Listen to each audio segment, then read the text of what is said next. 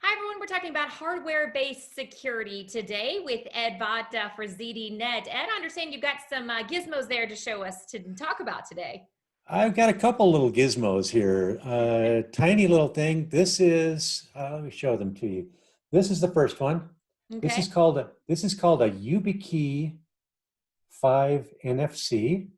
And as you can tell, it fits in a sort of a standard USB slot, a USB Type A slot. It has a little gold disc on it. We'll talk about that later. And then this is the Yubikey 5 CI. And if you wonder where that name comes from, that's a USB Type C connector on this end. And this is a Lightning connector used with iOS devices on the other end. So that's CI. They're made by a company called Yubikey. And these little tiny devices are packed with security, and they're used for a lot of purposes, but primarily we're going to talk today about two-factor authentication. All right. So two-factor authentication, we use that, of course, here for work. We use it in my cell phone, though. I get those alerts. I put a code in, but I've never seen or don't have to use in a device. Yeah, so you're right. Most people, when they use two-factor authentication, the way it works is you get a code on your on your phone, on your mobile phone.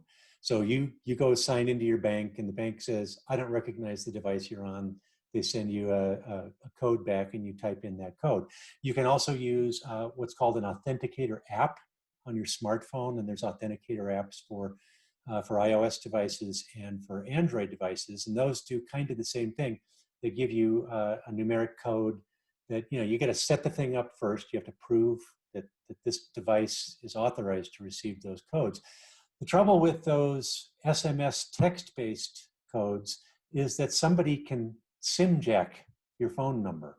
They call your mobile carrier and they pretend to be you. They social engineer the phone company, and they say that they lost their phone, or they lost their SIM card, or they broke their phone, and they convince the mobile carrier to give them a new SIM card with your phone number on it. And once they have that, then they have the second key to your account. And so authenticator apps are better, but these are really kind of the gold standard of security, because when you have one of these, you have to have the piece of hardware. And when you get the code on this thing, you've got to touch it to prove that you actually have physical possession of it.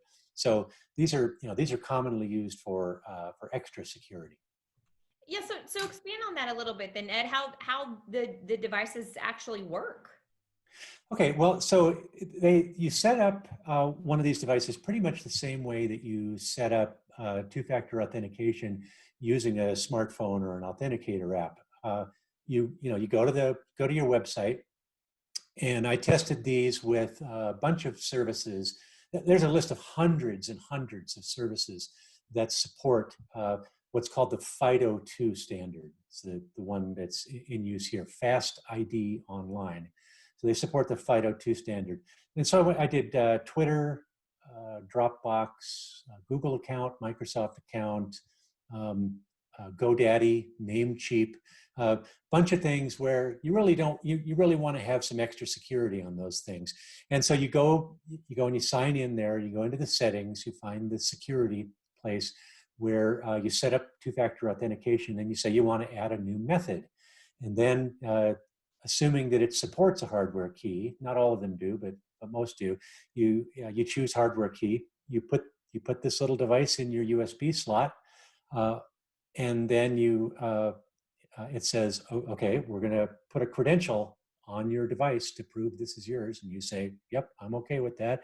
Then you tap the little device and you're set up. It's actually a little easier than setting up a smartphone authenticator app, because you don't have to use your camera to scan a QR code or anything. Then after that's set up, then all you have to do is when you're asked by the service that you're signing into to authenticate yourself with a second factor, you just put this into the USB slot, wait for the little light to flash, and then you tap that gold disc and you're in. That's all pretty simple on a desktop PC. Now, you would think that this 5CI here with a Type C and a Lightning connector on it, you would think that it would be ideal for mobile devices.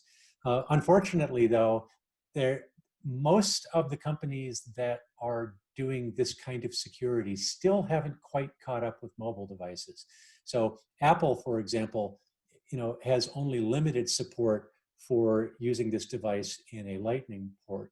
And in a lot of other cases, I found that services that work just fine in a desktop browser on a PC or a Mac didn't work on a mobile browser. Now, this key, and you'll recall I called it a 5 NFC. This has NFC support on it, near field communications. So your mobile phone probably has an NFC reader on it. So you can tap this on the NFC reader little area on your phone. You get to learn where it is when you use this device, but you tap it in the right place, you hear a little ding, and if you're lucky and everything worked just right and all the stars aligned, then you're signed in. But it works really, really well on desktop PCs, not quite so seamlessly on or universally on mobile devices. So, my recommendation for the most part is you should count on using this on desktop devices, and have it as maybe a backup authentication method if you're really going to use it on mobile devices. Okay, so Ed, you mentioned there, gotchas. Expand on that for us a little bit. Sure. So this is all pretty straightforward. In fact, once you get the hang of it, it almost becomes like eating popcorn. You just go to one site after another, you set this up and you go, wow, this really works great. But there's a couple things that can trip you up. So first of all, the whole point of using one of these devices is to get better security. And if you want the better security that comes with not having the vulnerable SMS text method, that means that you need to turn off SMS texting as an authentication mechanism. Because otherwise, somebody who wants to hack into your account just uses the alternate mechanism. So you turn that off. Now all you've got is this little device. Well, what I discovered, some sites, of course, won't allow you to turn off SMS texting. So that's a gotcha. You have to be aware of those sites, and you have to be careful there. But I found on one site in particular, I made a mistake setting this up. And this is a site that allows you to use one and only one authentication mechanism. You can use a hardware key or an Authenticator app or SMS text messages. So I switched to the hardware key, then I signed out and I went to sign back in. I plugged my hardware key in and it said, sorry, we don't recognize that hardware key. Not sure what I did wrong, but at that point I was completely locked out and I would have been in a world of hurt, except that I did something first that I recommend everybody do. When you set up one of these devices, on the same page of settings, you will find an option. Every service offers it to print out recovery codes. And they'll give you, sometimes it's just one code, but usually it's a group of 10 or 12 codes. You print them out on a piece of paper, you put it in a safe place, probably a locked file cabinet drawer in your office.